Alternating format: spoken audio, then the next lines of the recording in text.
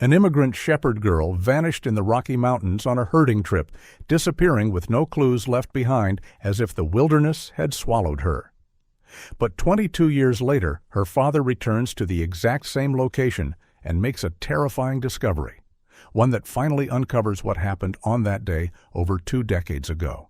The first hints of dawn painted the Wyoming sky in muted grays as Miguel Santos moved through the familiar routines at Whitaker Livestock and Wool Farm. At 55, his weathered hands worked with the practiced efficiency of someone who had spent over 2 decades tending to sheep, mending fences, and maintaining the sprawling property that had become both his livelihood and his prison of memories. Rock Hollow, Wyoming, was the kind of place that existed in the shadow of the Wind River Range, where the economy revolved around wool production and the ancient rhythms of shepherding that had sustained families for generations.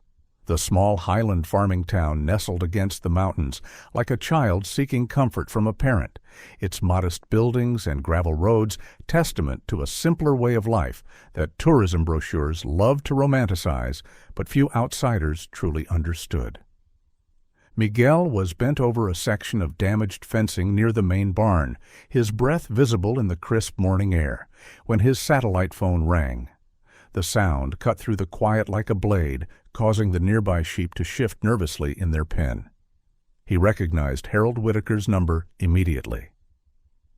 "Miguel, thank God you picked up." Harold's voice crackled through the phone, carrying an urgency that made Miguel straighten up immediately. "Harold? What's wrong? It's barely past 5:30. "I need you to take the sheep herd up to Sheephorn Mountain today. Right now, actually." Miguel set down his wire cutters and wiped his hands on his worn jeans. "Right now?" "Harold, I'm in the middle of fixing the north fence. 2 panels came loose in last night's wind, and if I don't get them secured—" "The fence can wait," Harold interrupted. "Tom called in sick, and he was supposed to take the herd up this morning. I can't find anyone else on such short notice, and you know how important it is to get them to the high pasture while the weather holds." Miguel felt his stomach tighten. The mountains. After all these years, Harold was asking him to return to the place where everything had gone wrong. "Harold, you know I haven't done the mountain runs in years. Not since—" He didn't need to finish the sentence. They both knew what had happened the last time Miguel had tried to shepherd alone in those high meadows. "I know, Miguel. I know it's difficult for you." Harold's voice softened with the kind of understanding that came from years of friendship and shared hardship. "But you're the best shepherd I've got, even if you haven't been up there recently. And honestly, you're the only one I trust with the whole herd." Miguel closed his eyes, feeling the familiar weight of grief and anxiety settling over him like a heavy blanket. The last time he'd attempted a mountain shepherding run had been nearly 10 years ago, and it had ended in disaster. The hallucinations had started almost immediately. Glimpses of his 9-year-old daughter, Lucia, darting between the sheep, her laughter echoing off the canyon walls. He'd become so disoriented that he'd nearly walked off a cliff, saved only by his border collie's frantic barking. Since then, Harold had kept Miguel working around the farm itself, understanding that his employees' psychological wounds ran deeper than anything time could heal. Miguel had been grateful for the consideration, but it also meant he'd never stopped hoping that someday Lucia might find her way back to Rock Hollow, back to the only home she'd ever known in America. "The other workers don't have your experience with the terrain," Harold continued. "And Tom was supposed to take them up to Sheephorn Meadow, not just the lower pastures. You know how tricky that route can be." Miguel opened his eyes and stared up at the mountains, their peaks already catching the early morning light. Somewhere up there, 22 years ago, his daughter had vanished without a trace. Despite countless search parties, police investigations, and his own desperate wandering through every canyon and meadow he could find, Lucia Santos had simply disappeared as if the mountains had swallowed her whole. "Miguel, you still there?" "Yeah, I'm here." Miguel rubbed his forehead, feeling the familiar tension headache beginning to build. "Harold, I don't know if I'm the right person for this." What if I have another episode? Look, I'll make this easier for you. Take the truck instead of going on foot. Drive as far up as you can, then it's just a short hike to set up camp. And it's only for one night. Just get them settled in the high pasture and bring them back tomorrow. The truck option did make it more manageable. In the old days, when Miguel had first started working for Harold, they'd driven the herds up on foot, following ancient paths that had been used by shepherds for generations. But modern ranching had adapted to include vehicles for the initial transport, saving time and energy for the actual grazing management. Miguel thought about the 23 sheep currently penned and waiting for their journey to the mountain pastures. They needed the rich grass that only grew at higher altitudes, and the timing was crucial. Too early, and they'd face late spring storms. Too late, and they'd miss the brief window of optimal grazing before summer drought set in. "This is really a one-time thing?" Miguel asked, knowing even as he spoke that he was going to agree. Harold had given him everything: a work visa when he was a desperate immigrant with a young daughter, steady employment for over 2 decades, sponsorship for his green card, and eventually his path to citizenship. The least he could do was help during an emergency. "One time," Harold confirmed.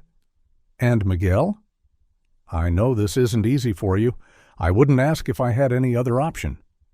Miguel looked at the damaged fence, then at the sheep pen, then back up at the mountains where somewhere among the peaks and meadows his little girl had become a ghost that haunted every rock and tree. "Okay," he said finally. "I'll do it." "Thank you, Miguel. I owe you for this."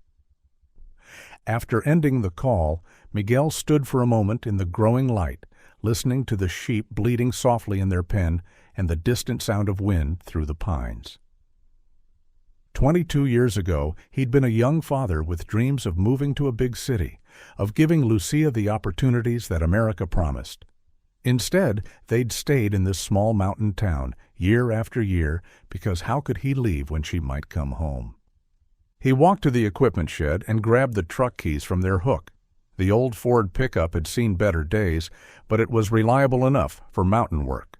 Loading the portable fencing panels and camping equipment took the better part of an hour, and by the time he was ready to herd the sheep into the truck's specially designed livestock compartment, the sun had fully risen over the eastern peaks. As Miguel guided the last sheep up the loading ramp, he found himself thinking about how much had changed since those early days. When he and Lucia had first arrived from Peru, everything in America had seemed impossibly modern and efficient. Even something as ancient as shepherding had been updated with trucks, satellite phones, and GPS devices. Back then, he'd been proud of adapting to these new methods, seeing them as symbols of the progress he was making in his adopted country. Now, as he secured the livestock gate and climbed into the driver's seat, Miguel couldn't help but feel that all the modern conveniences in the world couldn't fill the hole that his daughter's disappearance had left in his life. He'd learned fluent English, earned his citizenship, and built a reputation as one of the most reliable ranch hands in the county. But none of it mattered when he went to bed each night in an empty house, still listening for footsteps that would never come. The drive up into the mountains took just under 3 hours, winding along increasingly narrow roads until he reached the final vehicle access point. Miguel parked the truck in a small clearing that served as an unofficial staging area for shepherds and hikers, then began the process of unloading his sheep and equipment. As Miguel started the climb toward Sheephorn Meadow, guiding his small flock along the well-worn path, he noticed dark clouds beginning to gather over the western peaks. The weather in these mountains could change rapidly, and what had started as a clear morning was already showing signs of an approaching rain. He picked up his pace, knowing that he needed to reach some kind of shelter before the weather turned completely. Halfway up the trail, Miguel spotted the stone hut that had served as an emergency shelter for shepherds for generations, built from local granite and designed to withstand the harsh mountain winter. When Miguel finally reached Sheephorn Meadow, the vast alpine pasture land stretched before him like a green carpet rolled across the slopes of Sheephorn Mountain. This place had been the heart of the region's shepherding tradition for generations. The meadow sat at an elevation where the air was thin and clean, surrounded by peaks that caught the clouds and released them as life-giving snow and rain. But as Miguel crested the final rise with his small flock, he realized he wasn't alone.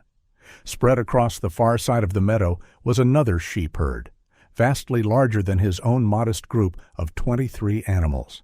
Even from a distance he could count what looked like hundreds of sheep, their white forms dotting the landscape like scattered clouds.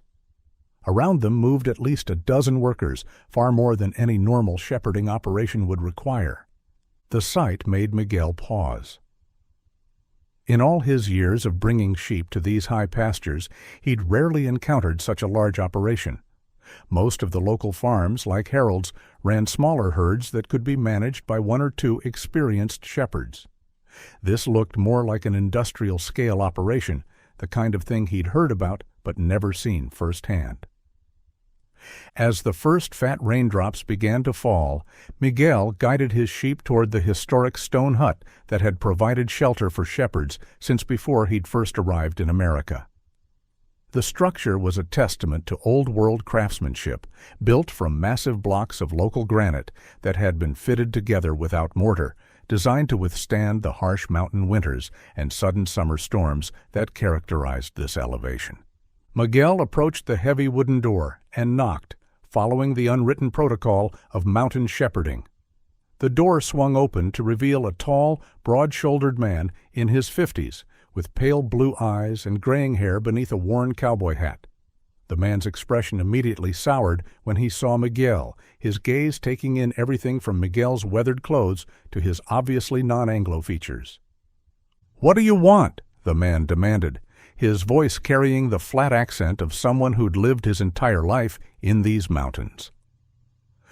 "I was hoping to shelter here for the night," Miguel replied politely in his still accented but fluent English. "The weather's turning, and I have sheep to protect." The American shepherd's face hardened further. "Well, you can forget about that idea right now. I got here first with my herd, and this is my hut anyway. You need to take your animals somewhere else." Miguel knew that competition between shepherds could lead to territorial disputes, but the man's hostility seemed excessive even by those standards. "I understand you were here first," Miguel said carefully. "But there's plenty of room in the meadow for both our herds, and the hut is large enough." "Listen here," the man interrupted, stepping closer and studying Miguel with unconcealed disdain. "This stone hut was built by my grandfather out of local granite. It belongs to my family, not to some immigrant shepherd who probably just works for some tiny operation." His eyes narrowed as he continued. "You look like you're no size to match a real ranching outfit like mine. Better move along before you cause any trouble." The racist undertones in the man's words hit Miguel like a physical blow. In his 22 years in America, he'd encountered prejudice before, but rarely so blatantly. The man was clearly making assumptions based solely on Miguel's appearance and accent, dismissing him as somehow lesser without knowing anything about his experience or qualifications. "I don't want any trouble," Miguel said, fighting to keep his voice level. "I just need shelter for my sheep." The American shepherd sneered. "Then you should have thought of that before bringing your diseased animals up here. Find somewhere else." With that, he slammed the door, leaving Miguel standing in the increasing rain. For a moment, Miguel just stood there, processing the encounter. Shaking off his anger, Miguel led his sheep to a relatively flat area about 100 yards from the stone hut and began setting up his emergency tent. The portable shelter wasn't as comfortable as the hut would have been, but it was waterproof and large enough to provide adequate protection. As he worked to establish a temporary fence around his grazing area, Miguel found himself studying the massive operation spread across the rest of the meadow.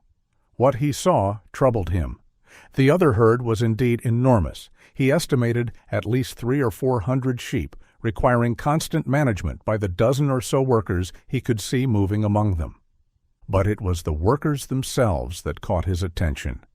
From their movements and the brief conversations he could overhear, carried on the mountain wind, it was clear that most, if not all of them, were immigrants like himself.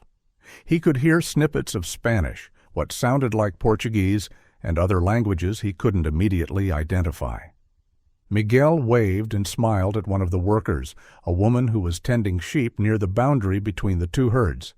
She was closer than the others, close enough that he could see she was relatively young, probably in her 30s, with the kind of weather-beaten complexion that came from years of outdoor work. Before the woman could respond to his greeting, the door of the stone hut burst open again, and the American shepherd emerged. This time his voice carried clearly across the meadow as he shouted orders at his workers. "Get those animals away from his herd!" the man bellowed, pointing directly at Miguel. "I don't want his diseased sheep mixing with ours, and I don't want any of you talking to him either."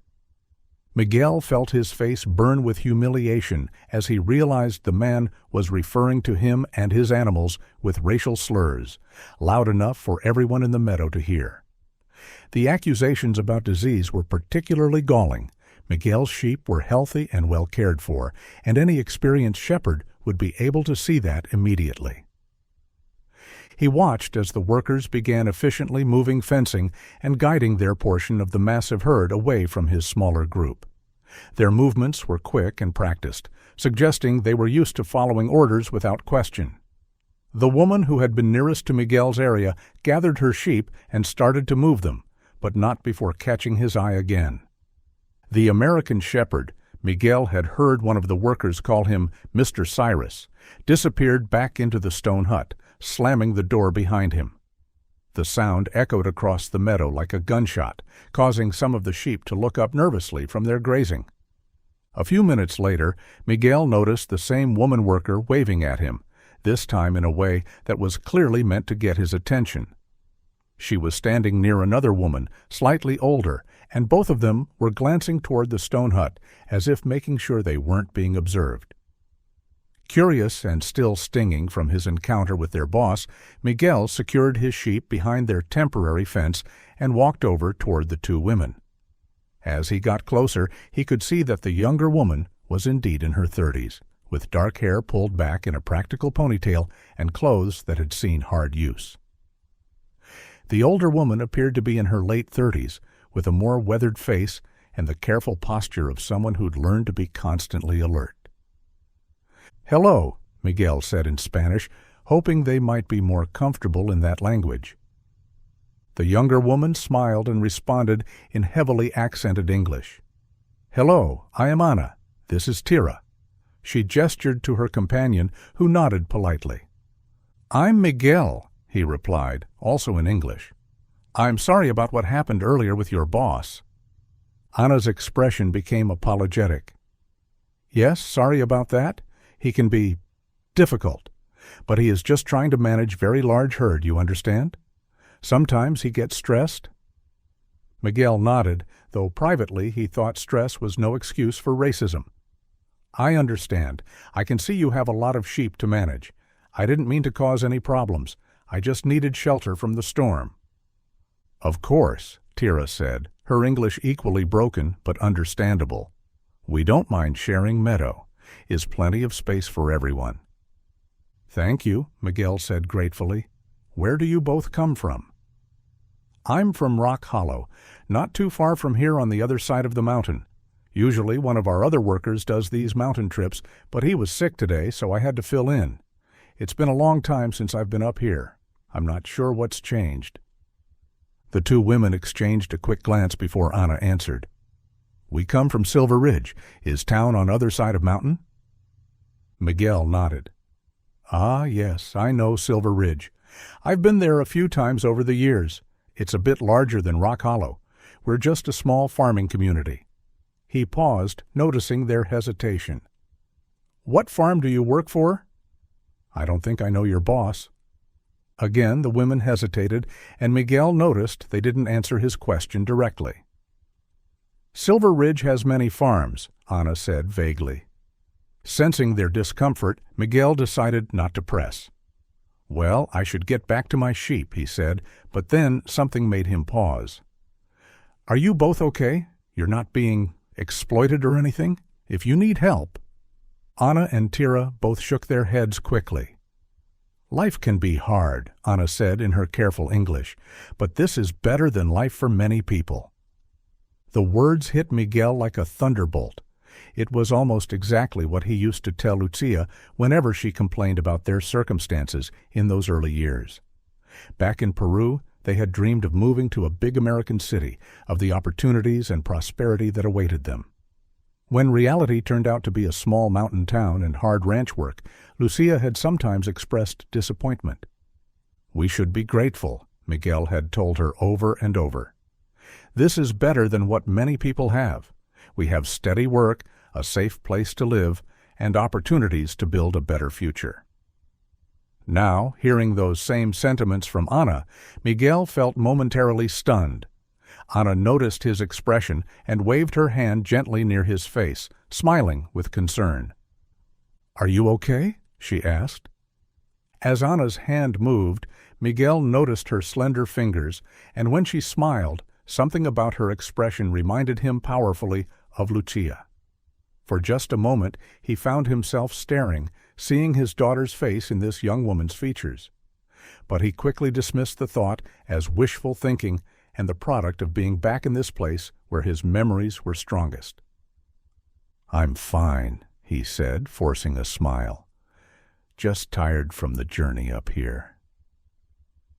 Before either woman could respond, the door of the stone hut banged open again, and Cyrus emerged, his face dark with anger. He strode quickly toward them, his boots squelching in the increasingly muddy ground. "What did I tell you about talking to him?" Cyrus demanded, shoving Miguel's shoulder hard enough to make him stumble backward. "Get back to your own herd and stay there." He then turned on Anna and Tira, his voice harsh. "And you two know better than to disobey my direct orders. Get back to work and don't let me catch you socializing again." Miguel steadied himself and faced Cyrus. "Look, I don't know what your problem is with me. I haven't been up here in years, and I had no idea you'd be using this area. There's no reason we can't share the meadow peacefully." Cyrus stepped closer, his face inches from Miguel's. "My problem is immigrant workers who don't know their place and think they can—" A loud rumble of thunder interrupted his words, echoing off the surrounding peaks.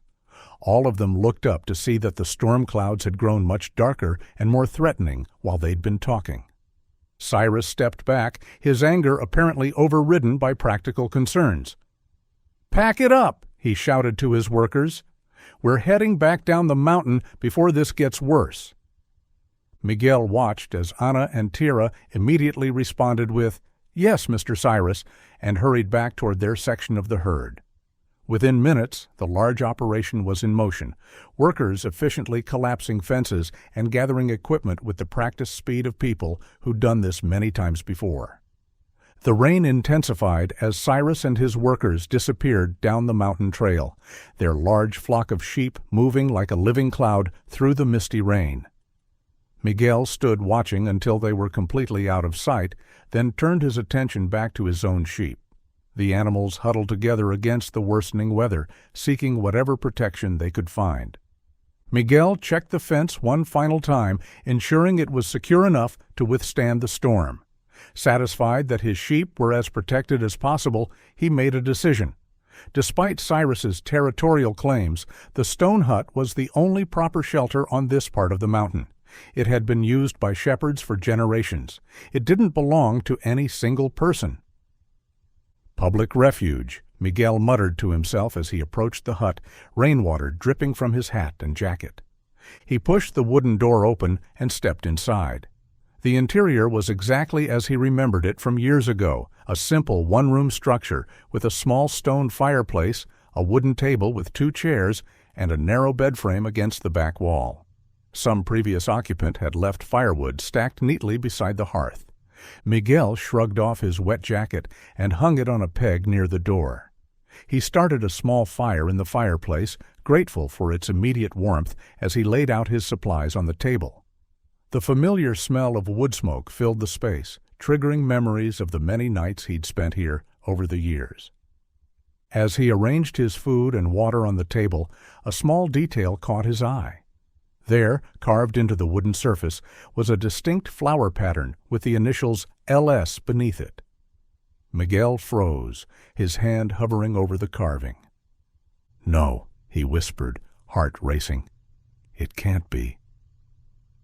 He traced the flower with his fingertips, recognizing the distinctive six-petal design that Lucia had carved into countless objects as a child. She'd developed the habit shortly after they arrived in Wyoming, marking tree trunks, fence posts, and furniture with her initials and that same flower pattern. "She was here," Miguel said aloud, the realization hitting him like a physical blow. He began searching the hut frantically, looking for any other signs of his daughter. Near the bed, partially hidden in the shadowy corner, he spotted something else. Miguel knelt down and picked up a dusty, broken dream catcher. The once colorful threads were faded, and several of the small beads were missing, but Miguel recognized it immediately. Lucia had been fascinated by dream catchers. She'd made several of them after learning about them from a Native American woman who occasionally sold crafts in Rock Hollow.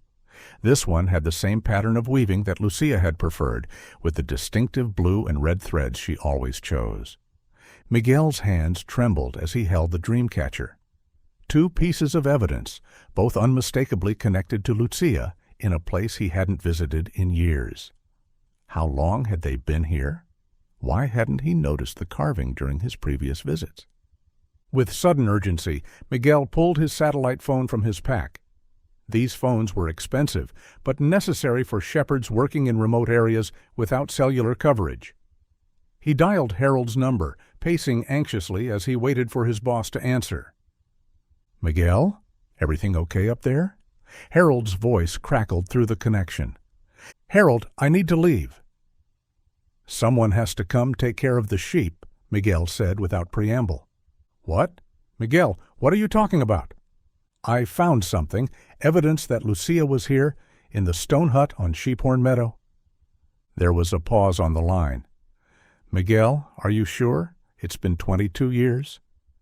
"I'm sure, Harold. I know my daughter's markings. She carved her initials here, and I found her dream catcher. Someone else must come for the sheep. I have to go." "That's not possible, Miguel. We don't have anyone else available right now. You can't just abandon—" "Then come yourself," Miguel interrupted, his voice rising. "I've worked for you for 22 years without complaint. I'm asking for this one thing." "Miguel, be reasonable." "The sheep are secure in the fence. I'm at Sheephorn Meadow by the old stone hut. Someone needs to be here by morning." Miguel's tone left no room for negotiation. "I'll explain everything later." Before Harold could respond further, Miguel ended the call. He knew his boss would be angry, but that didn't matter now. Nothing mattered except following this lead while it was fresh. Miguel gathered only his most essential belongings and the dream catcher, leaving the rest of his supplies in the hut. He took one last look at the carved flower and initials, committing them to memory, then stepped back out into the storm. The rain had transformed the mountain path into a slippery, treacherous descent. Miguel moved as quickly as safety allowed, his mind racing faster than his feet. By the time he reached his truck, his clothes were soaked through, and his boots were caked with mud, but he barely noticed his physical discomfort. He started the engine and turned the truck toward Silver Ridge, the town on the opposite side of the mountain, where Anna and Tira had said they were from. The same town where Cyrus must be based. If the stone hut belonged to him as he claimed, then he might know something about the carving, about Lucia.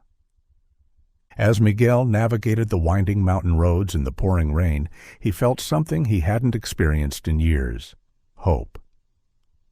20 minutes after leaving the mountain, Miguel found himself navigating unfamiliar roads toward Silver Ridge. The rain had eased slightly, but visibility remained poor. His headlights carved a narrow path through the fog, illuminating the winding road just feet ahead of his truck. His mind was so consumed with thoughts of the carving and dream catcher that he almost missed the figures at the roadside. A quick flash of color caught his peripheral vision. An elderly woman with a young girl beside her, thumb extended in the universal sign for a ride. Miguel's first instinct was to drive past. He was on an urgent mission, and any delay could mean losing track of Cyrus before getting answers. But as his headlights fully illuminated the pair, an elderly woman with silver hair and a girl no older than 10, both soaked from the rain, his conscience wouldn't allow him to leave them stranded. He pulled over, rolling down his window as rain immediately splattered the interior. "Where are you headed?" he called out. The woman stepped closer, sheltering the child under a flimsy umbrella that had clearly lost its battle with the wind. "Silver Ridge. We're just trying to get home." "I'm going there too," Miguel said. "Do you need a ride?" "Oh, would you?" "That would be such a blessing," the woman said, relief evident in her voice. "We live on Pinecrest Avenue." "Come in," Miguel said, unlocking the doors. The woman helped the girl into the back seat before climbing in herself. Both were thoroughly drenched. "I'm sorry I don't have any blankets," Miguel said, adjusting the heater to its highest setting. "I'm just a shepherd heading into town." "No need to apologize," the woman said, helping the girl remove her wet jacket. "We're grateful for the ride. I'm Edith Holloway, and this is my granddaughter, Mara."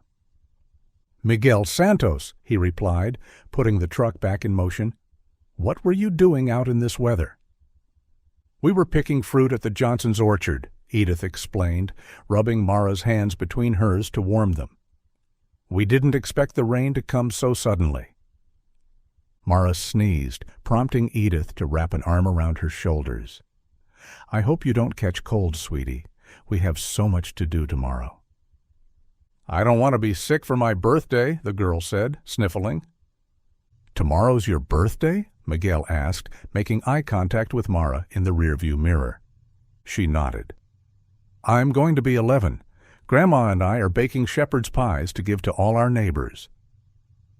"We'll bake tonight if you're feeling up to it," Edith said, smoothing the girl's damp hair. Miguel smiled at their exchange. "Happy early birthday, Mara." "Thank you," the girl beamed. "Would you like to come over tomorrow for lunch or dinner? We always make extra shepherd's pie." "That's very kind of you," Miguel said, touched by the invitation from complete strangers. "But I'm not from Silver Ridge. I'm just visiting a friend." "Oh? Who's your friend?" Edith asked. "It's a small town. Everyone knows everyone, unless they're new, of course." Miguel hesitated, then decided there was no harm in mentioning Cyrus's name. "He's American, actually. His name is Cyrus. I don't know his address. It's been a long time since we've seen each other, and I wanted to surprise him." Edith's eyes widened, and she let out a surprised laugh. "Well, you are a lucky man. There's only one Cyrus in Silver Ridge, and he happens to be our neighbor. Cyrus Brackenridge, the very same owner of the Brackenridge farm we were just talking about."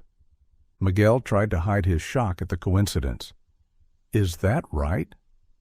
"I can't believe I'm in the same car with a friend of Cyrus Brackenridge," Edith continued. "He owns the largest livestock operation in the county. Such a generous man, too. Employs half the town and sponsors our annual harvest festival." Miguel remained silent, reconciling this description with the hostile man he'd encountered on the mountain. "He's so humble," Edith added. "Could live anywhere with his money, but he stays in our modest neighborhood. Says he likes being part of a real community." "That sounds like quite a man," Miguel managed. "Oh, he is," Edith agreed. "The whole town respects him. Tough businessman, but fair." As they drove through Silver Ridge, Miguel noted the contrast between the affluent commercial district and the more modest residential areas they eventually entered. They pulled up to a small, well-maintained house with a covered porch. "This is us," Edith said. "Thank you again for the ride, Miguel." "Which house is Cyrus's?" Miguel asked as they prepared to exit. Edith pointed to a house at the end of the street, larger than its neighbors, but far from ostentatious. "That corner house there looks like he's not home yet," Edith observed, noting the absence of vehicles in the driveway. "Would you like to come inside and wait where it's warm? I can make some coffee." "No, thank you," Miguel replied. "I'll wait in my truck." After they disappeared inside, Miguel remained parked, engine idling to keep the heater running. The rain tapped steadily on the roof as he stared at Cyrus's house, rehearsing what he would say. His satellite phone buzzed, probably Harold calling back about the abandoned sheep, but Miguel ignored it. That problem seemed trivial now compared to the possibility of finding answers about Lucia. A few minutes later, headlights cut through the gray afternoon as a black pickup truck turned into the cul-de-sac. Miguel recognized the vehicle immediately. It was the same one that had been parked near the stone hut on the mountain. The truck pulled into Cyrus's driveway, and a moment later, the man himself emerged, collar turned up against the rain. Without hesitation, Miguel exited his truck and strode across the wet street. "Cyrus!" he called out. The man turned, recognition and annoyance immediately darkening his face. "You?" Cyrus's voice was sharp with disbelief. "What the hell are you doing at my house?" Miguel approached, palms raised in a placating gesture. "I'm sorry to surprise you like this. I need to ask you something important." "How did you even find where I live?" Cyrus demanded, keys clutched tightly in his hand as if considering using them as a weapon. "After you left the mountain, I went into the hut," Miguel explained quickly. "I found something inside, a carving on the wooden table, a flower with the initials LS. Cyrus stared at him with growing irritation. "You followed me to my home to ask about some scratches on a table? Are you crazy?" "Those aren't just scratches," Miguel insisted, his voice rising despite his efforts to remain calm. "My daughter carved that symbol, Lucia Santos. She disappeared 22 years ago, exactly in that spot on Sheephorn Meadow." Something flickered in Cyrus's eyes, surprise, recognition, or perhaps just increasing anger. But it vanished quickly. "Listen," Cyrus said, taking a step toward his front door. "I'm tired, I'm wet, and I'm in a rush to get back to work. I don't appreciate being accosted at my own home. Whatever happened to your daughter 22 years ago has nothing to do with me." "But the carving?" "I couldn't care less about some carving," Cyrus snapped. "That hut has been used by hundreds of shepherds over the years. Anyone could have put that there." "It's my daughter's mark," Miguel persisted. "She always carved that same flower, and I found her dream catcher too." "This conversation is over," Cyrus said flatly. "It's cold, it's raining, and I'm going inside. If I see you around my property again, I'm calling the police. Understood?"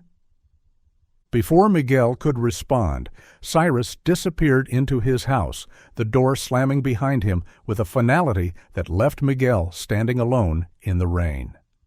"Proud, rude man," Miguel muttered, frustration and disappointment washing over him. He trudged back to his truck, mind racing. The carving had to be Lucia's. He was certain of it. And if it was hers, she must have been in that hut at some point after her disappearance. When he'd searched the hut on that terrible day 22 years ago, there had been no carving, and he was equally certain it hadn't been there 7 years ago, the last time he'd brought sheep to that meadow. He remembered sitting at that very table, eating his simple meals in solitude. As he settled back into the driver's seat, Miguel noticed the logo on the back window of Cyrus's truck, a stylized sheep with the words Brackenridge Heritage Livestock curved above it. Miguel started his engine, considering his next move. Perhaps tomorrow morning he could try to approach Cyrus again, or maybe visit his farm directly this afternoon. As he was about to pull away, he noticed Edith emerging from her house, waving to get his attention. He rolled down his window as she approached, bundled in a raincoat. "Did you miss your friend?" she asked, glancing toward Cyrus's house.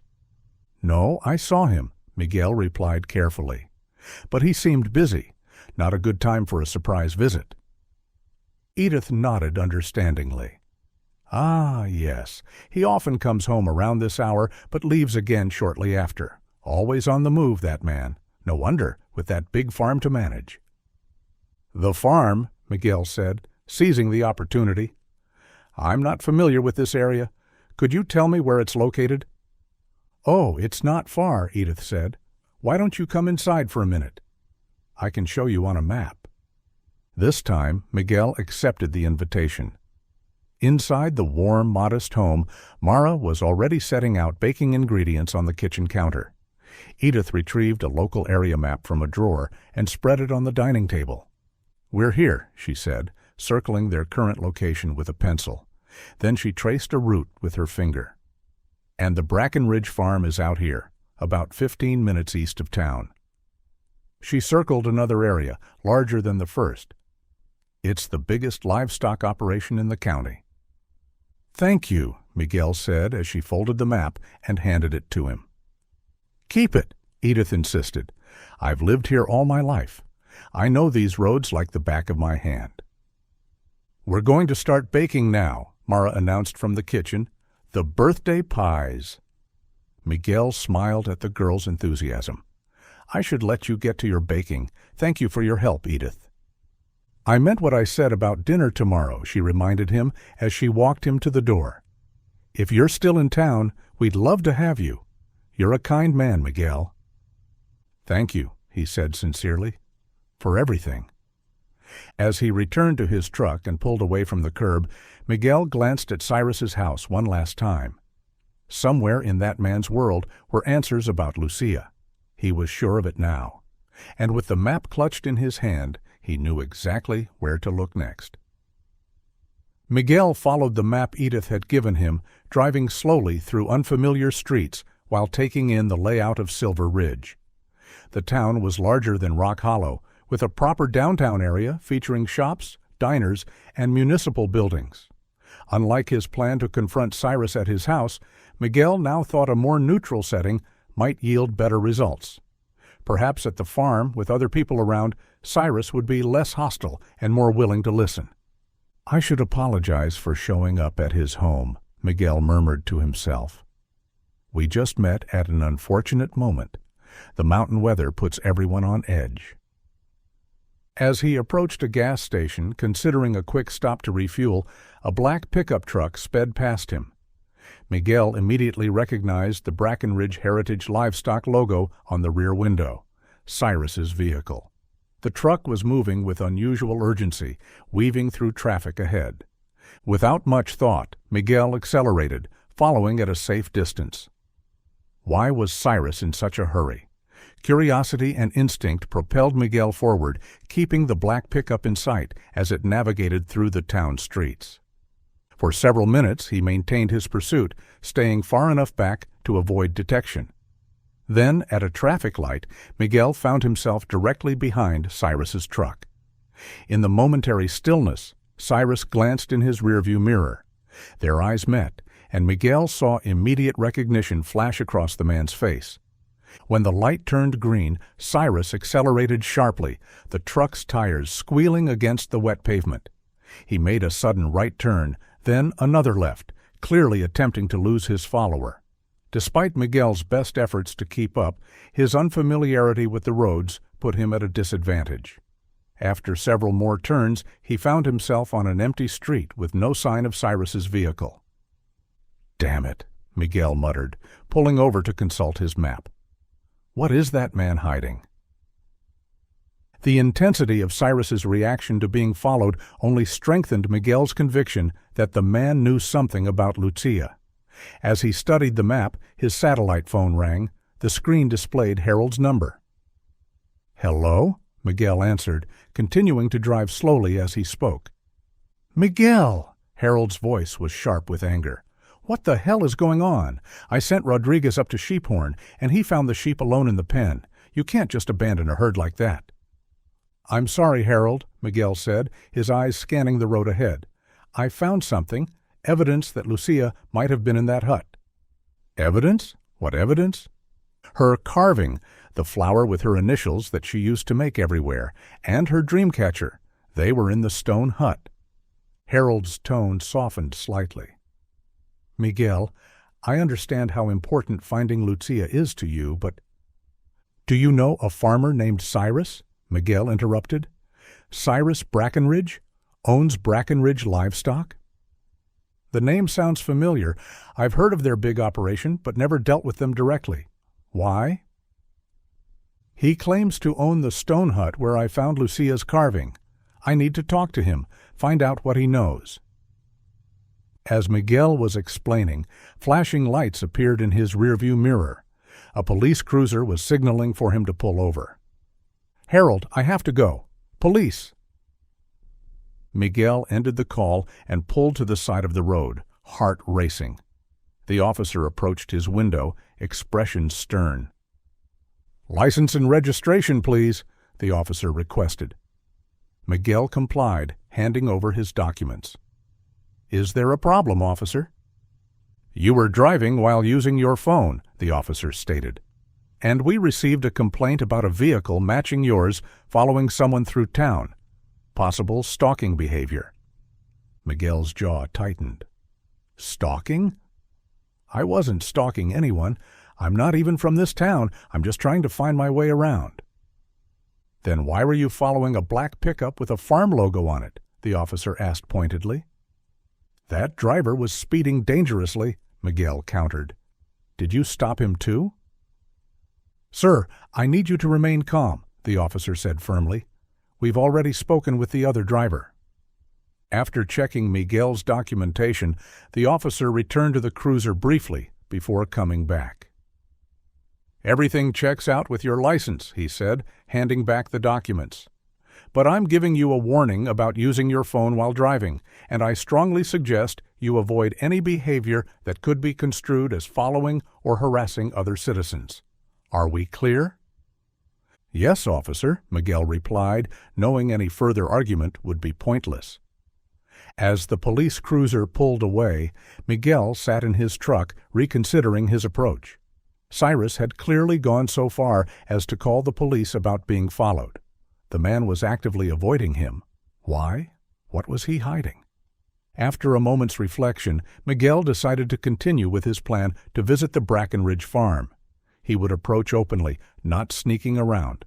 If that didn't work, he would involve the authorities properly, file a report about the carving and his suspicions. Following the map, Miguel drove to the outskirts of town where Edith had indicated the farm would be. He soon came upon a large property with multiple barns and outbuildings. A sign at the entrance confirmed he'd found Brackenridge Heritage Livestock. He parked at a distance that wouldn't appear threatening, but still afforded a view of the main yard. Almost immediately, he spotted Cyrus's black pickup parked near a large barn. As he watched, Cyrus emerged from one of the buildings, followed by Anna and Tira, the women he'd met on the mountain that morning. Each was carrying a wooden crate, which they loaded into the back of a box truck parked in the gravel yard. Miguel watched as Cyrus and another man, burly with a shaved head, climbed into the cab of the box truck. The women got into the back with their crates. The truck started up and pulled away from the farm, heading in the direction of the mountains that separated Silver Ridge from Rock Hollow. Curiosity and concern drove Miguel to follow at a distance. The box truck took a series of increasingly remote roads, eventually turning onto a narrow dirt track that wound up into the foothills.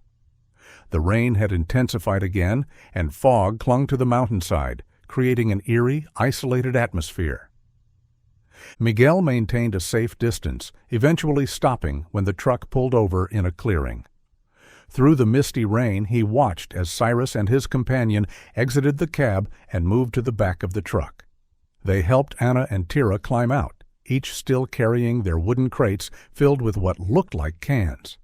The women looked subdued, almost resigned, as they followed the men up a narrow path that disappeared into the rocky mountainside. Leaving his truck, Miguel followed on foot, staying hidden behind boulders and scrub brush.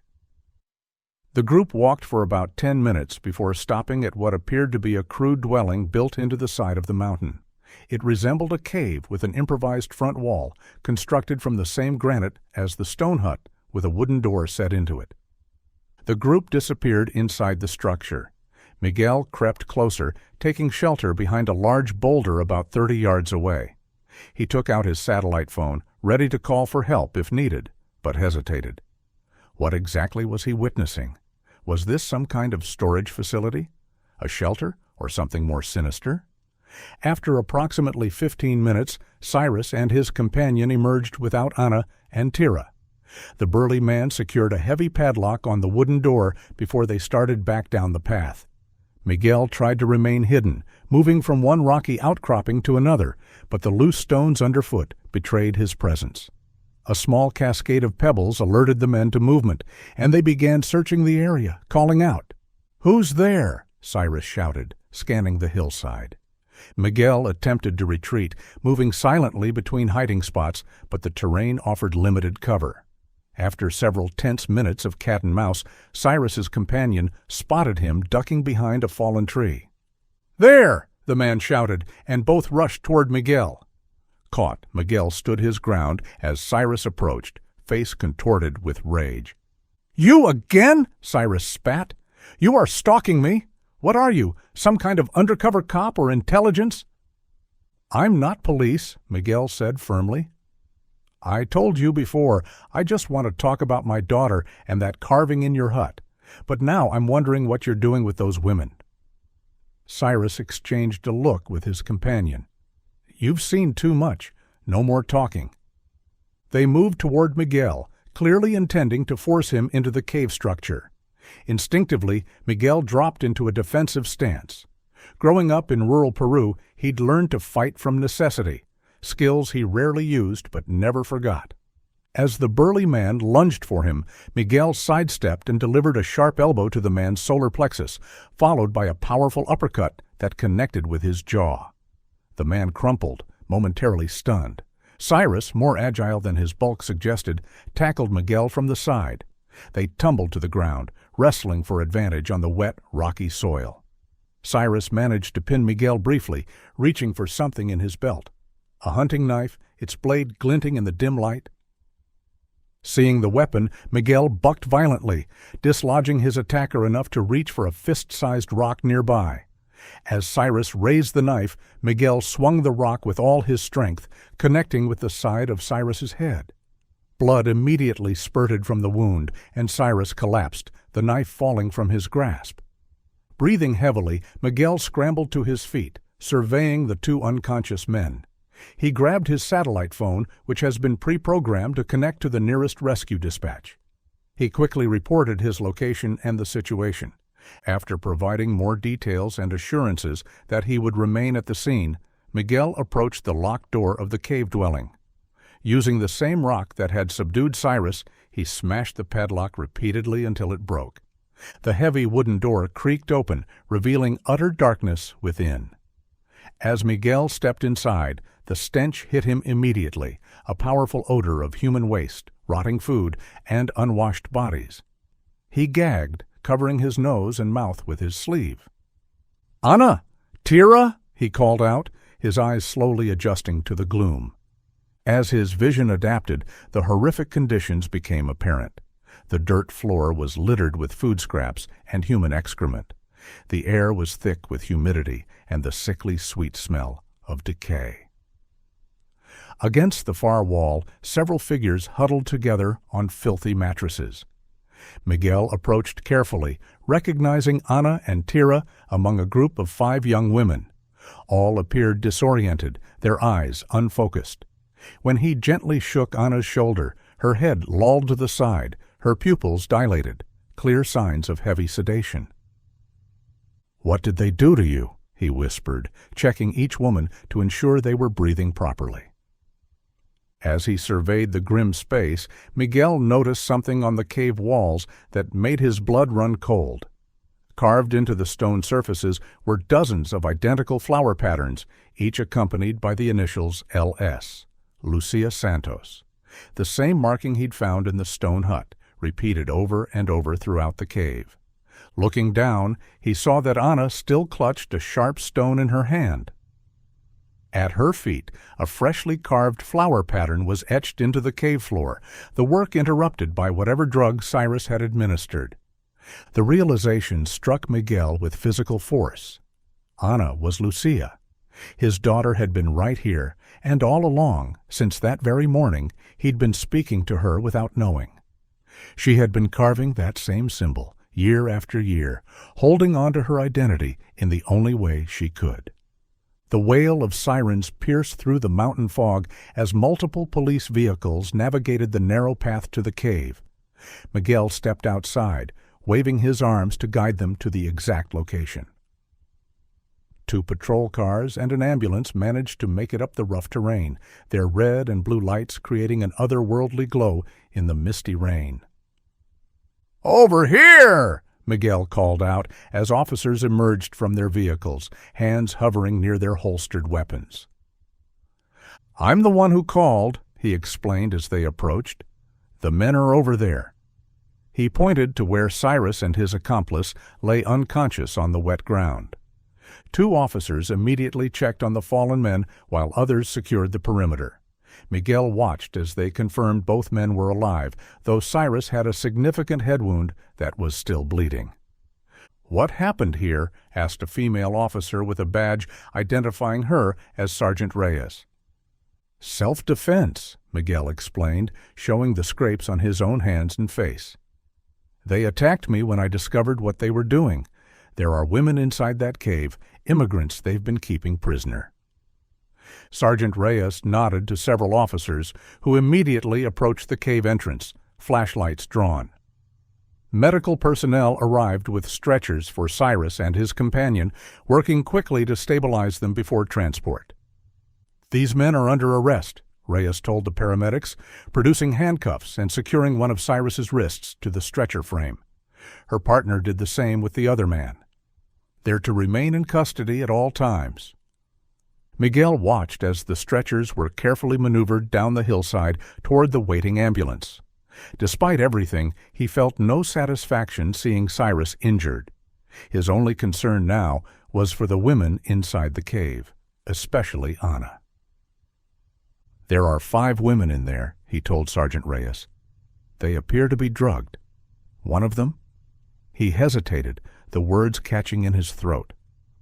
"One of them might be my daughter who disappeared 22 years ago."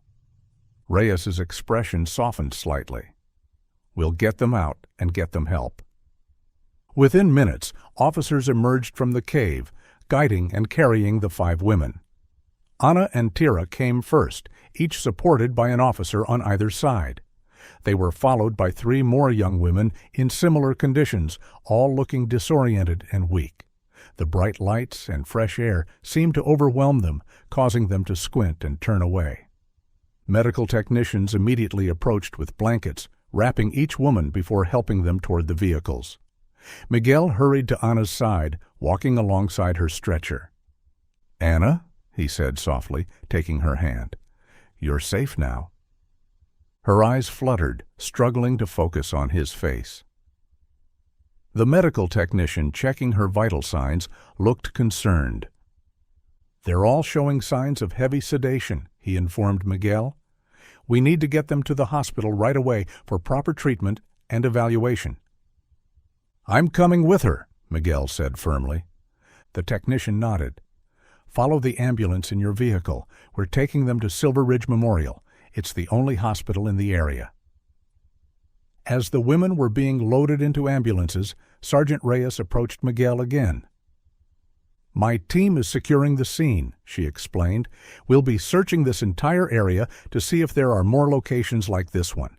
Do you have any idea why they brought these women here specifically?" Miguel shook his head. "I was trying to speak with Cyrus about a personal matter when I saw them transporting Ana and Tira from his farm. I followed because something didn't seem right." "Good instincts," Reyes commented. "We'll need a full statement from you, but that can wait until we get to the hospital. For now, follow the ambulance, and I'll meet you there after I coordinate with the search team."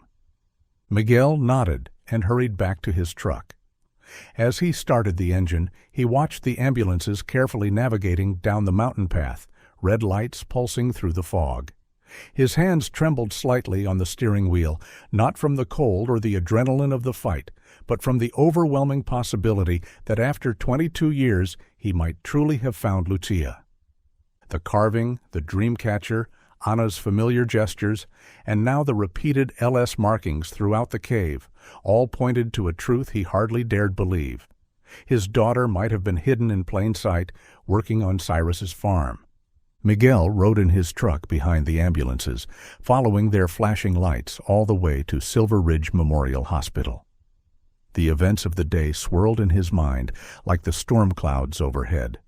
From reluctantly taking the sheep to the mountain that morning, to now pursuing ambulances carrying 5 women rescued from captivity, one of whom might be his long-lost daughter. When they arrived at the emergency entrance, medical staff sprang into action. Anna, Tira, and the other 3 women were quickly transferred to gurneys and wheeled through the automatic doors. Miguel attempted to follow Anna, but was gently intercepted by a nurse. "Sir, I need you to wait in the reception area," she said firmly but kindly. "The doctors need space to work." Miguel reluctantly complied, taking a seat in the waiting room. The sterile environment, with its pale blue walls and antiseptic smell, felt surreal after the grime and chaos of the mountain cave. He stared at his mud-caked boots, still processing everything that had transpired.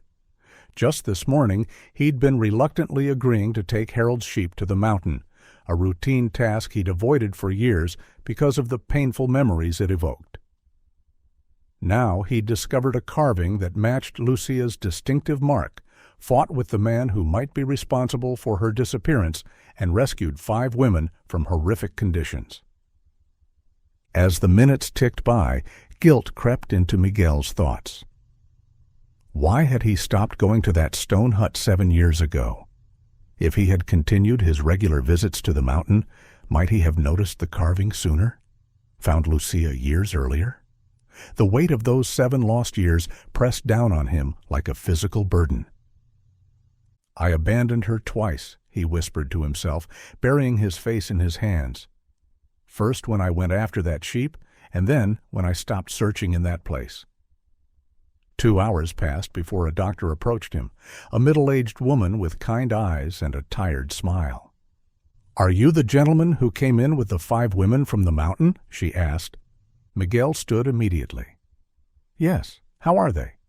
"They've been stabilized," the doctor assured him. "They were all suffering from dehydration, malnutrition, and the effects of some kind of sedative. We're still running tests to identify the exact substance. But they're conscious now, and their vital signs are good." "Can I see Anna?" Miguel asked urgently. The doctor consulted her clipboard. "Room 212. You can visit briefly, but she needs rest." Miguel thanked her and hurried down the corridor, following the signs to the 2nd floor.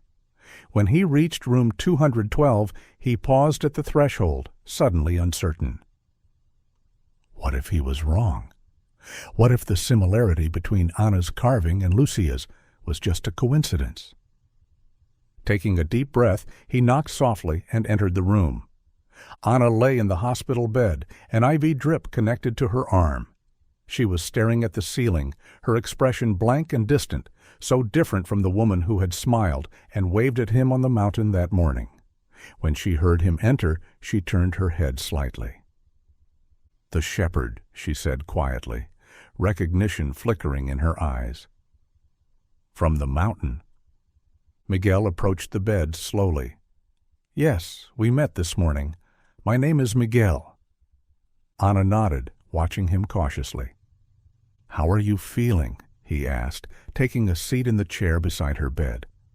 "Better?" she said. "The medicine is helping. They said the drugs will be out of my system soon." "Good," Miguel said, relieved. "That's good." An awkward silence fell between them. Miguel gathered his courage and finally spoke. "I wanted to tell you what happened after we met this morning," he said. "I got a ride to a woman named Edith who lives near Cyrus. I tried to talk to him at his house, but he refused. Then I followed him to the farm and saw him take you and Tira to that cave.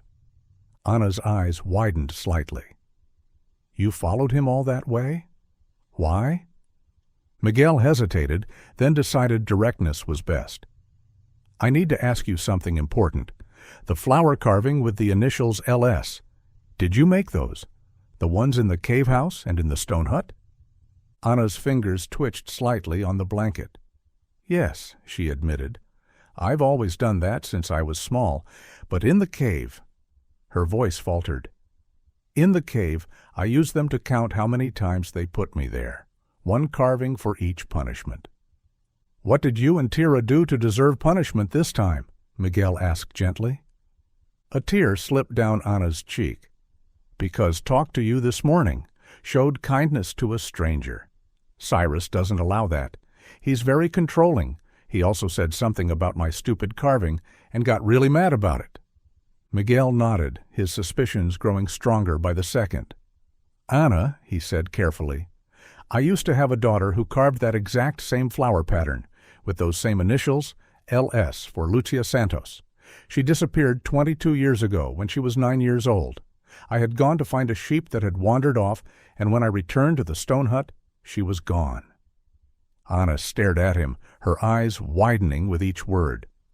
Lucia Santos, she repeated softly, as if testing the sound of the name. Yes, Miguel confirmed. My daughter. Anna's breathing quickened. That's my name, she whispered. My real name, before I became Anna. Miguel's heart pounded in his chest. Lucia? He asked, his voice breaking. She nodded slowly, tears now flowing freely. Are you my father? Yes, Miguel whispered, reaching for her hand. Yes, Lucia, I'm your father, Miguel Santos. For a moment they simply stared at each other, bridging a 22-year gap with tearful gazes. Then Miguel rose from his chair and carefully embraced his daughter, mindful of the IV in her arm. She clung to him, her body shaking with sobs. I thought you were dead, she wept into his shoulder. He told me you were dead. I never stopped looking for you, Miguel assured her, his own tears falling freely. Never. They were still embracing when Sergeant Reyes entered the room. The officer stopped abruptly, taking in the emotional scene. Seems I've missed something important, she said, clearly confused by the display. Miguel turned to her, keeping one arm around Lucia. This is my daughter, he explained, his voice thick with emotion. She was kidnapped 22 years ago. The woman you know as Anna is actually Lucia Santos. Reyes's professional demeanor slipped momentarily, revealing genuine surprise. You're certain? Miguel nodded. The carvings in the cave and the stone hut, they're hers. She's been marking places with that same pattern since she was a child. Reyes pulled up a chair, taking out her notebook. I need to hear this whole story. For the next half hour, Miguel and Lucia took turns explaining everything, how she had disappeared, how Cyrus had lied to her about her father's death, and how she'd been kept as first a surrogate daughter and later as an exploited worker on his farm. He told me he saw you fall from the mountain, Lucia explained, her voice steadier now. He said a bad man had pushed you, and that same man was coming for me. He convinced me to hide with him in a bunker underneath the stone hut. A bunker? Reyes asked, writing rapidly. Under the hut itself? Lucia nodded. It's well hidden. The entrance looks like part of the floor. I think it was originally a cold storage space for shepherds, but Cyrus had expanded it. He kept me there for days until he said it was safe to leave. By then, we were in Silver Ridge, and he told me this was my new home. And this was Cyrus Brackenridge himself who took you? Reyes confirmed. Yes, Lucia said. At first, he treated me like his daughter. He would read me stories and buy me toys. He said I reminded him of his real daughter who had been taken away from him in a custody battle. But as I got older, things changed. He started calling me Anna instead of Lucia, said it was safer. He never sent me to school, just taught me about farming and made me work. Eventually, she continued, I was just another worker on his farm, sleeping in the staff housing with the others. But I was luckier than most. Some workers who caused problems disappeared completely. Reyes looked up from her notes. Do you know if there are more locations like that cave where people are being held? I was always taken to that same cave for punishment, Lucia replied. But I know there's the bunker under the stone hut, and I've heard the other workers whisper about places in the northern ridges and near Eagle Pass where people have been taken. I don't know exactly where. Reyes immediately radioed this information to her colleagues, directing them to investigate the stone hut and other potential locations. Why didn't you tell me who you were this morning when we met? Miguel asked Lucia. When I asked if you needed help? Lucia gave him a sad smile. You taught me to always be grateful and see the positive in every situation. Remember, you'd say that to me whenever I complained about our life in Peru, or when I'd talk about living in a big city instead of on a farm. Miguel nodded, remembering. I learned to survive with Cyrus, she continued. I thought if I told anyone about my situation, things would only get worse. I was one of the fortunate ones. I had my own bed in the staff housing. Cyrus was powerful and respected. Everyone in town thought he was a generous employer and community leader. That's true, Miguel admitted. Even Edith, the woman who gave me directions to his house, spoke highly of him. Reyes interrupted. I should update you on Cyrus and his associate. They're both in custody at this hospital under guard. Cyrus is still claiming these women are just his workers and that the cave was a quarantine facility for sick employees. But we've found evidence contradicting that.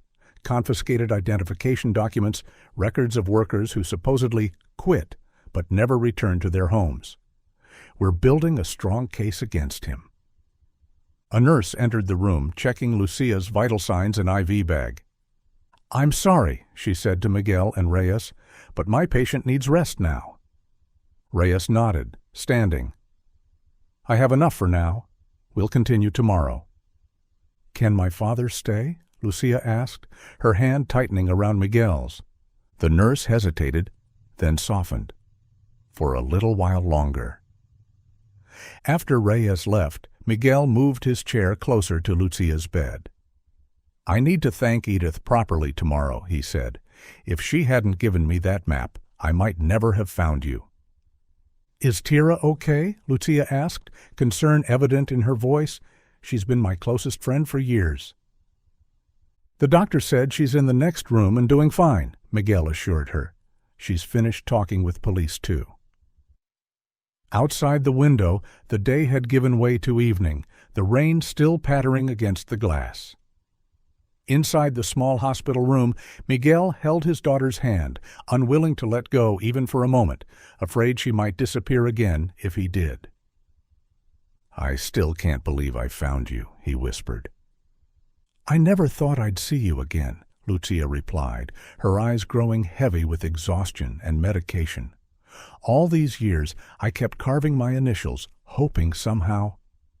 It worked, Miguel said, squeezing her hand gently. It led me right to you. As Lucia's eyes fluttered closed, Miguel remained at her bedside, watching her sleep just as he had when she was a child. After 22 years of searching, of clinging to hope, when others advised him to accept the loss, of staying in Rock Hollow when opportunities called him elsewhere, Miguel Santos had finally found what he had been looking for all along. His daughter, alive and now safe. Outside, the storm that had driven him to the stone hut that morning finally began to clear, stars appearing one by one in the night sky over Silver Ridge.